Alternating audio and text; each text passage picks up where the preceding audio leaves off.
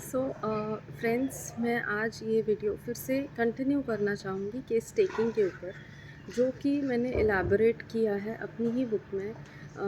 जो मैंने लिखी है, सिर्फ मैंने लिखी है, लेकिन उसको लिखवाई किसने है ना, वो डॉक्टर मिलिंद राव सर ने लिखवाई है। क्योंकि उसमें मैंने जो भी मेंशन किया है वो उन्हीं के टीचिंग्स हैं, और उनको मैंने कैसे क्लिनिकली अप्लाई किया और कैसे सक्सेसफुल रिज़ल्ट्स हैं, वो मैंने कुछ 50 रेमेडीज़ हैं उसमें, और केसेस हैं उसी के बेसिस पे, वही केस टेकिंग के पैटर्न के बेसिस पे। तो इनिशियल आपकी जो जर्नी है होम्योपैथी में, या फिर जब आप अप्लाइड माइंड मेथड को अडॉप्ट करते हैं, तो आपके केसेस आप कैसे सॉल्व कर सकते हैं एक आसान से तरीके से, जो कि बेस्ड है हमारी Organon of medicine foundation Hahnemann sir का ही है।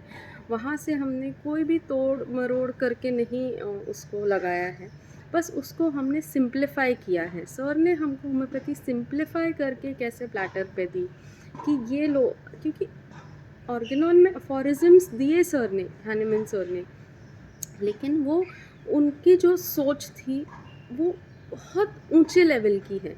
तो वो उस ऊंचे लेवल की सोच को हम एज बिगनर कैसे अप्लाई करें, वहाँ बहुत अड़चनें आती हैं। और ये जाना हुआ फैक्ट है कि जितने लोग होम्योपैथी करते हैं उसमें से 80% प्रैक्टिस नहीं करते हैं, 20% ही प्रैक्टिस में उतरते हैं, या उससे भी कम है।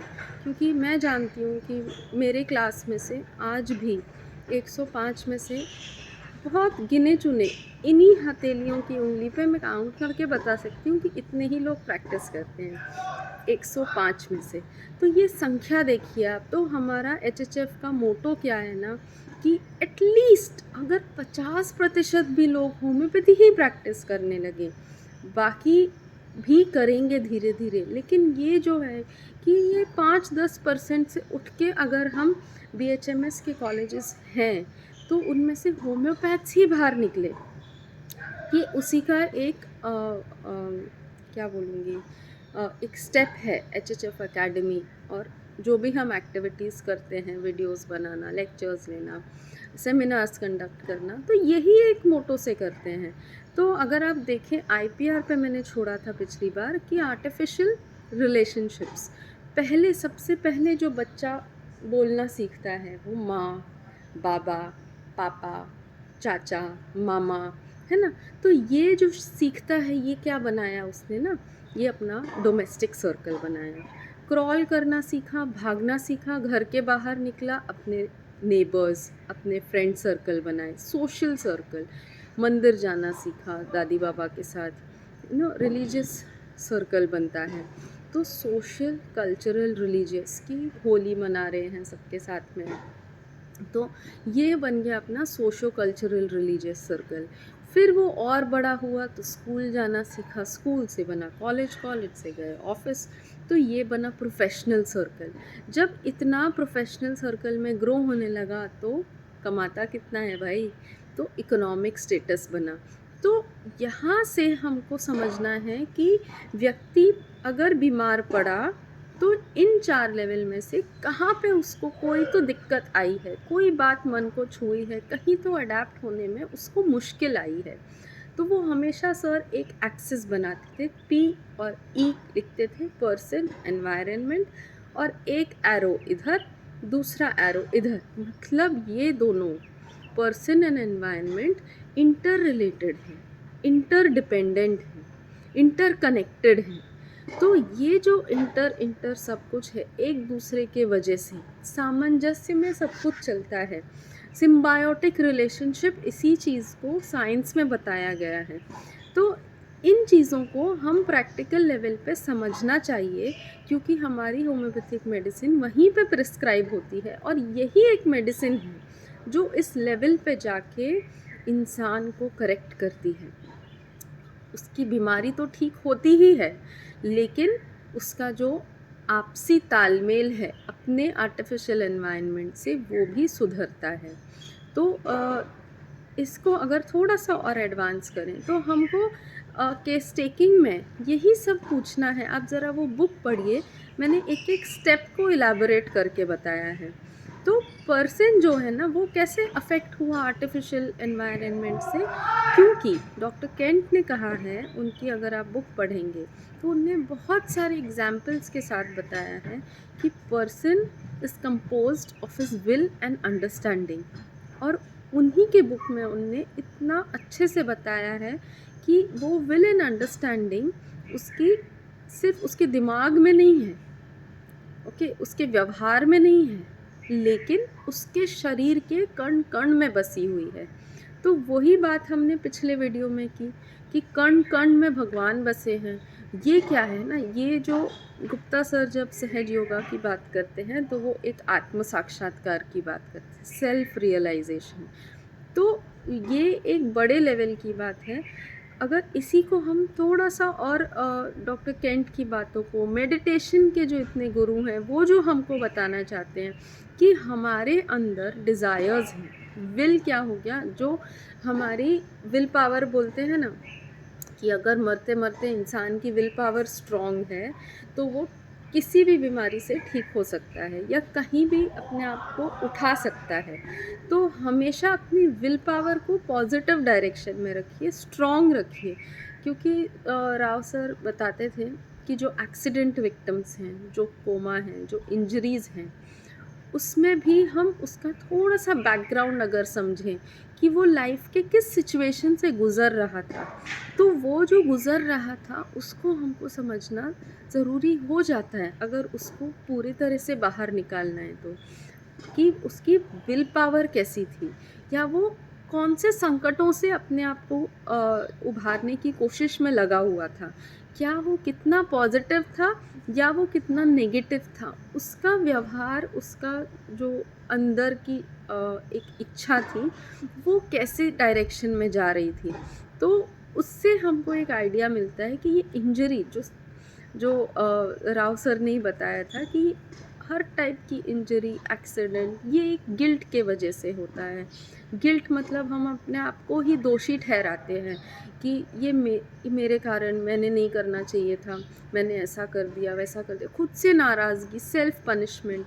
तो ये कहीं ना कहीं उससे जुड़ा होता है। तो जब हम सोचते हैं यार भूल हो गई मुझसे, और वो माफ़ नहीं कर पाते अपने आप को, या फिर जिससे उनने गलत व्यवहार किया उसको अप्रोच नहीं कर पाते या करेक्ट नहीं कर पाते उन व्यवहारों को, तो वहाँ पे ये सारी प्रॉब्लम्स तो वो विल एंड अंडरस्टैंडिंग है ना, हमारी शरीर के अंग अंग में बसी हुई है।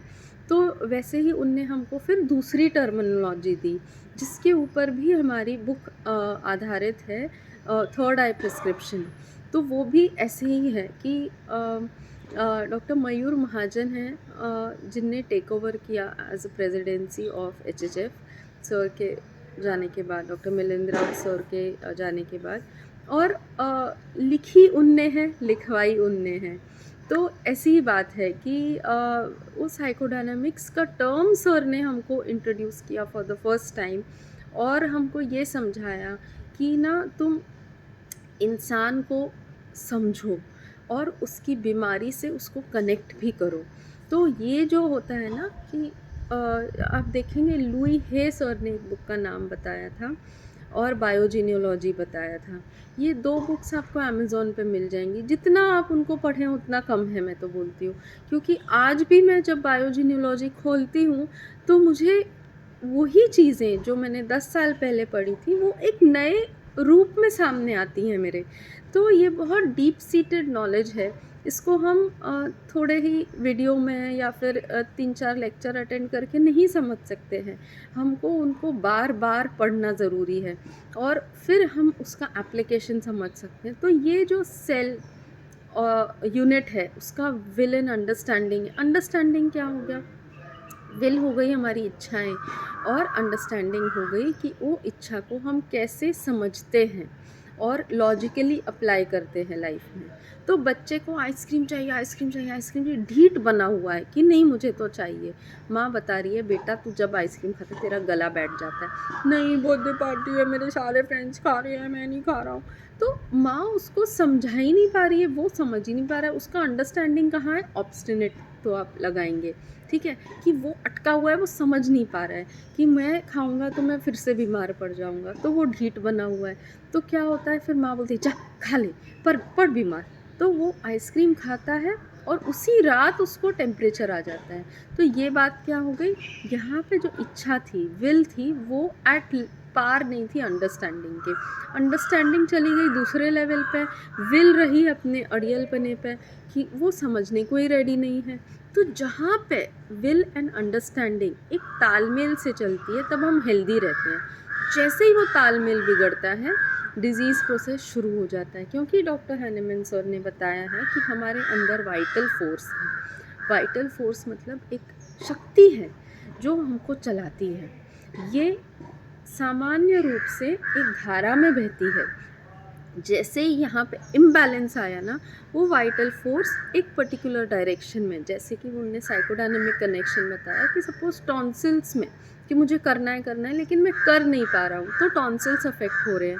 तो वहाँ पे वो शक्ति डिस्टर्ब्ड एनर्जी प्रोवाइड करती है, एक बैलेंस्ड एनर्जी नहीं प्रोवाइड करती। जब बैलेंस एनर्जी चलती है तो सब ऑर्गन्स एकदम फर्स्ट क्लास बैलेंस वे में चलते हैं। उनका इनपुट, उनका आउटपुट, एसिमिलेशन, एलिमिनेशन सब परफेक्ट कोऑर्डिनेशन में चलता है। जैसे ही डिस्टर्ब्ड एनर्जी गई, वो फ्लो डिस्टर्ब हो जाता है, एनर्जी का फ्लो।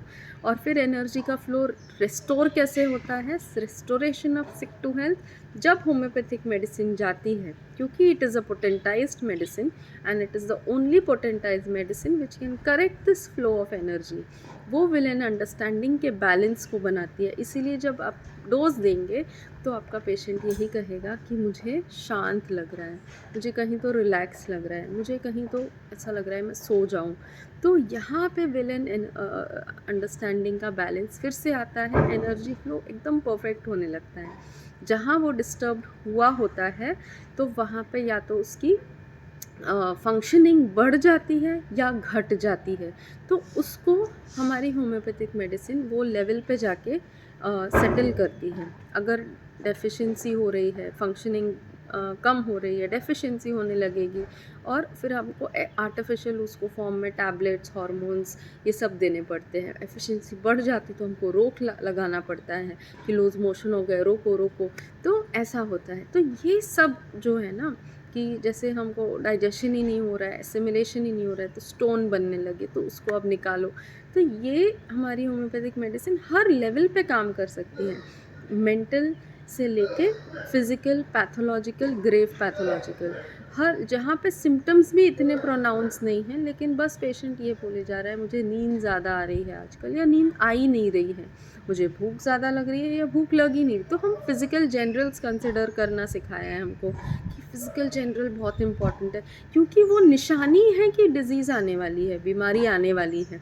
वो जो एनर्जी डिस्टर्ब होती है, ये फ़िज़िकल जनरल्स के थ्रू बताते हैं कि तुम अभी ही मेडिसिन ले लो या अभी ही अपने आप को बैलेंस में ले आओ, अपनी समझदारी से या मेडिटेशन से या होम्योपैथिक मेडिसिन से, जो भी करते हैं, जो हम बोलते हैं लोग बिना मेडिसिन के भी ठीक हो जाते हैं, क्योंकि वो अवेयर होते हैं अपने बारे में। तो यही काम अपनी होम्योपैथिक मेडिसिन हेल्प करती है इंसान को सूझबूझ के साथ चलने में। तो इसका और एप्लीकेशन हम कैसे करें क्लिनिकल लेवल पे, वो हम नेक्स्ट वीडियो में देखेंगे। आई होप आपको यहाँ तक ये हेल्पफुल लगा हो, तो आप इसको dash dash dash like, comment, subscribe, share ज़रूर करिए। Thank you so much.